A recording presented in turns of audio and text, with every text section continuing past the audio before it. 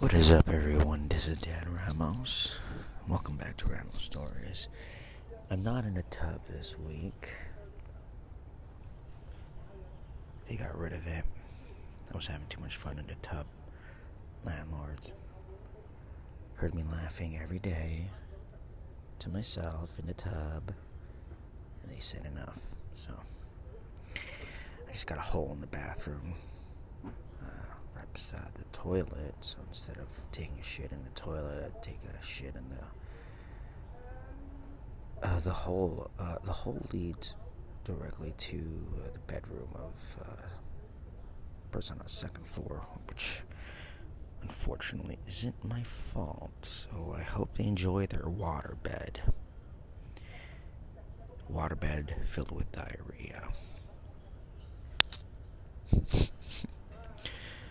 Man, every time I hear waterbed, I think rich white families from the early 90s. That's what it is. Late 80s, early 90s waterbed. You know what? I could say this. There has never been a Filipino that owned a waterbed. No, we don't own waterbeds. We own air mattresses or sofa beds, but waterbeds never. You know why? Because the Philippines is an island. Philippines is an islands. Philippines are a bunch of islands, so wherever they go, there's water. So,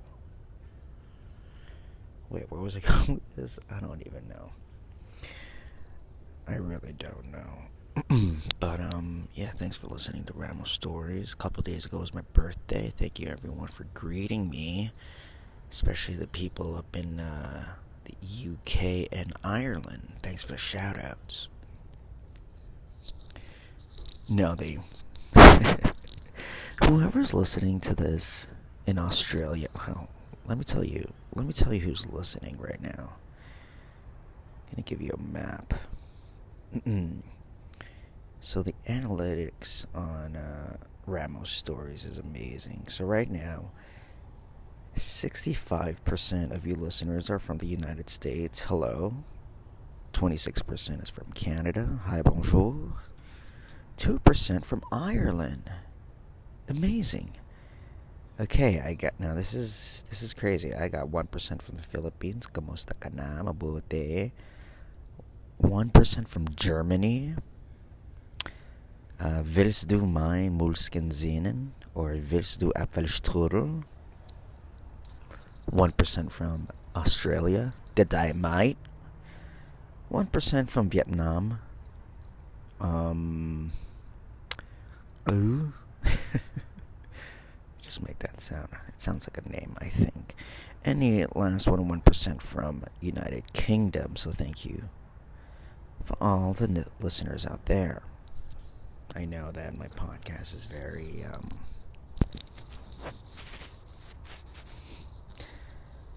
how do I say this? Unconventional. There is no format. It's just me talking whenever I want. I don't have a set schedule, and listen, if you want to listen, great. If not, then I don't give a shit, bitch. One of my really good friends, Bhavesh Mistry, who's probably going to be listening to this right now. What's up, Bhavesh? Yeah. So this guy calls me on my birthday, which is September 24. I was born at 10:05 a.m. He calls me and goes, Dan, you know, I don't even care if no one else is listening, but when I'm listening to you, it's as if I'm talking to him, you know, as if I'm like right there. Yeah, I don't know. I just don't want to talk about politics. Tune into a bunch of other news stations. I don't know. Maybe a bunch of other influencers are going to influence your thoughts. How about that? No, sports? I didn't even know sports was back. everyone right now, oh, the Cubs are winning. Oh no, I'm sorry. The Cubs just won the series. I'm like, wait, baseball was back? Anyway, my foot is finally freaking healed. I don't know if you guys have random pains in your. I think it's because of bad dieting. But yeah, I've cut out red meat for the past month. My girlfriend Carla helped me out a lot. Greens too. I've been eating a lot of greens. And she reminds me, just remember the times when you were living in New York and there was no one to tell you what to eat. And yeah, those were some greedy American fat ass times. I used to live in Brooklyn. What this an area called BED-STUY, which stands for Bedford-Stuyvesant. My the subway stop was Nostrand. Yeah. And let me tell you the restaurants. So as soon as you walk out of the station, in every corner so Nostrand Fulton is a corner. And just imagine, in every single subway exit, which is northeast, southwest, southeast, I panic, like, even to this day. When they're like, oh, which exit? I just want to see daylight. I don't care where I'm at. I just want to see daylight. So I'll exit Nostrand and Fulton, and then you are greeted with this: a KFC, 3 pizza places just around the corner, 4 Chinese restaurants, 4 Ethiopian joints, 3 West Indian Jamaican joints with rotis and beef patties and just the greatest jerk chicken, oxtail. If you don't even know what a jerk chicken or oxtail is, don't even listen to me. Don't. Do you know what a double is? No? This guy doesn't even know what a roti is. Chana and motherfucking sorrel on the side. Goat meat, goat curry. But you don't eat that shit. If you've never eaten that, that's all in BED-STUY. That's all in that little corner. Oh, and also a Checkers, McDonald's, Burger King. Yeah, no. So 3 pizza places. One of them is 24/7. Mm-hmm. So I might have gout.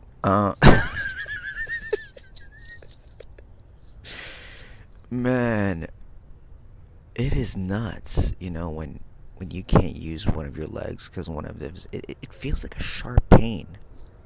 So I've been taking some medication and been drinking just only water, and yeah, man, 37, getting old.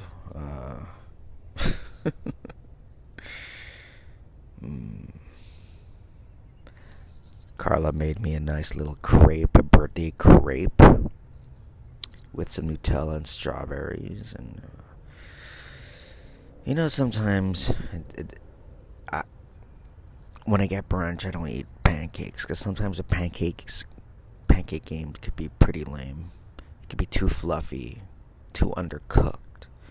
You cut it in the middle. Oh, it looks great, but are you actually gonna eat 4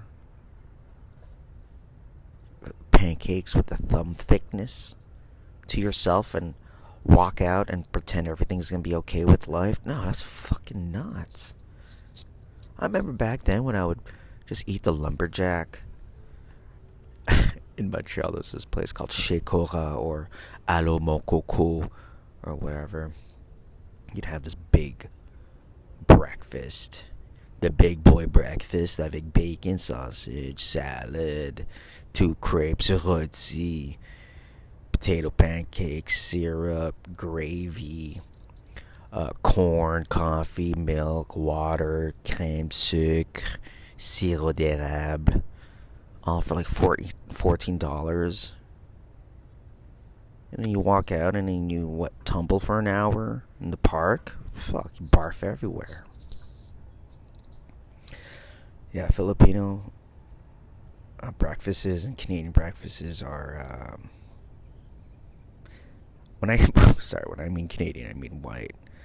I was born in Montreal, Canada, if you guys don't know, and a Filipino breakfast consists of rice and meat, or rice and fried rice. I'll go to school burping in front of everyone's face around 8:30. It's like, Dan, why are you sleeping? You didn't have to sleep. I'm like, no, ma'am, I'm just full. Smell my longanisa mouth breath. I remember just saving my corned beef breath. My corned beef breath. That's like a tongue twister. Corned beef breath in the bus. Sitting beside someone, and as soon as I say hello, I'm hello.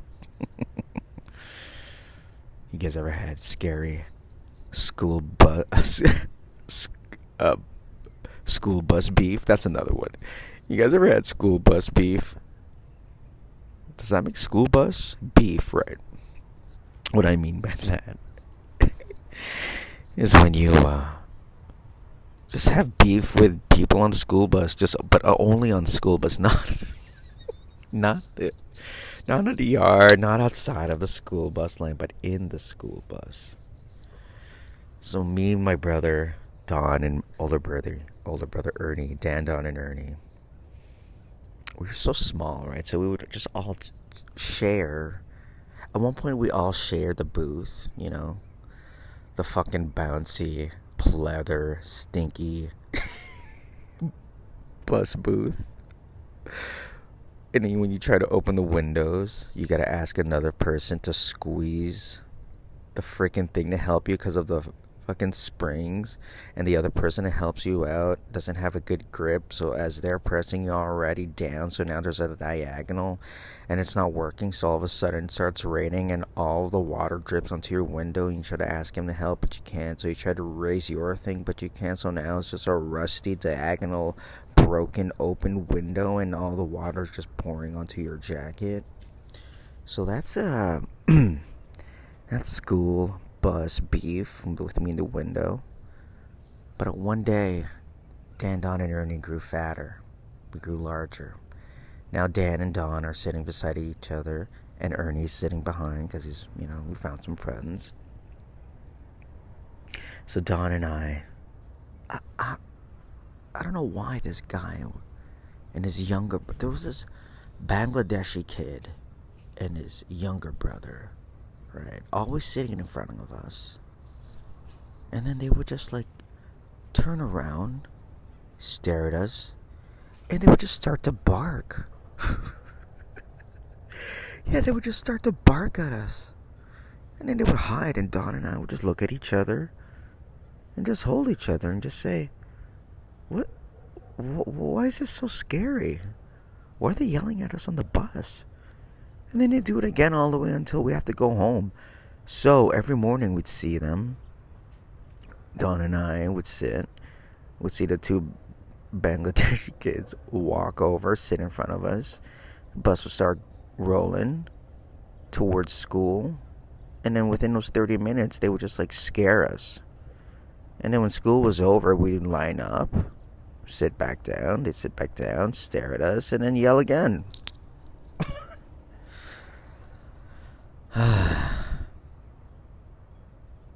Wait, I think they died.